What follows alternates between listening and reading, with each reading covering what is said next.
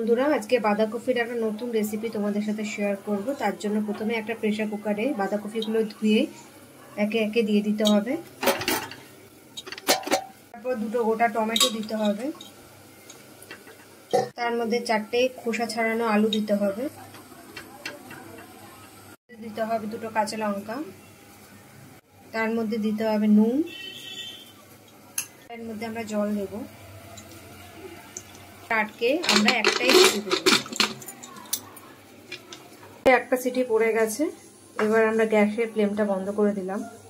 এবার আমরা কুকারের ঢাকনাটা খুলবো।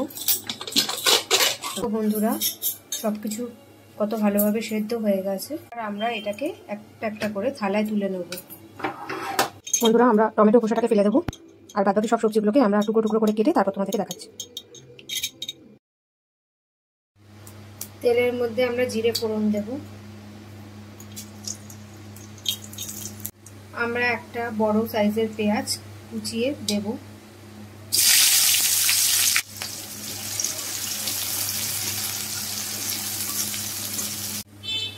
পেঁয়াজটা লাল লাল করে ভাজা হয়ে গেছে, এর মধ্যে আমরা আদা বাটা দেব।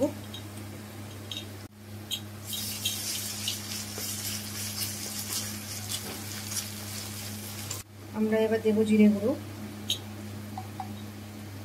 দেব হলুদ গুঁড়ো, আর দেবো অল্প একটু লঙ্কার গুঁড়ো। যেহেতু আমরা কাঁচা লঙ্কা দিয়েছি, লঙ্কার গুঁড়োটা সামান্য দেব। নুন দেব, আর আমরা সামান্য একটু জল দেব যাতে মশলাটা ভালো করে কষানো যায়। মশলাটা ভালো করে মিক্স করে নেব। মশলা থেকে তেল ছেড়ে এসেছে, এবার আমরা এগুলো সব দিয়ে দেবো কড়াইয়ে। এবার ভালো করে মিক্সড করে নেব।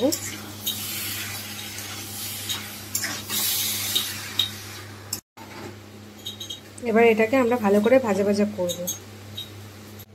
বন্ধুরা দেখো আমাদের বাঁধাকপিটা ভালো করে ভাজা ভাজা হয়ে গেছে। এবার আমরা বাঁধাকপির মাঝখানটা একটু ফাঁকা করে ওর মধ্যে একটু তেল দেব।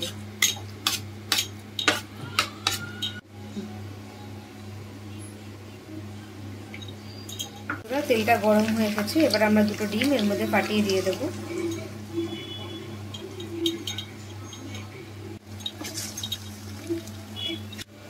এবার ডিমটাকে দিয়ে আমরা বাঁধাকপিটাকে ভালো করে নাড়িয়ে এটা ভাজা ভাজা করে নেব।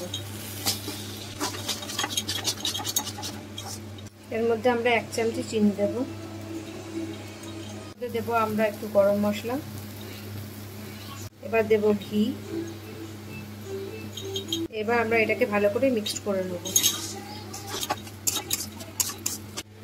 বন্ধুরা আমাদের বাঁধাকপির এই তরকারিটা হয়ে গেছে। বাঁধাকপির এই ইউনিক রেসিপিটা তোমরা সকলে বাড়িতে বানিয়ে খেতে পারো, দেখবে। আশা করি সবারই খুবই ভালো লাগবে। ভিডিওটা ভালো লাগলে লাইক করবে, শেয়ার করবে, সাবস্ক্রাইব করবে চ্যানেলটাকে, আর নিচে থাকা বেল আইকনটা প্রেস করে দেবে। Thank you.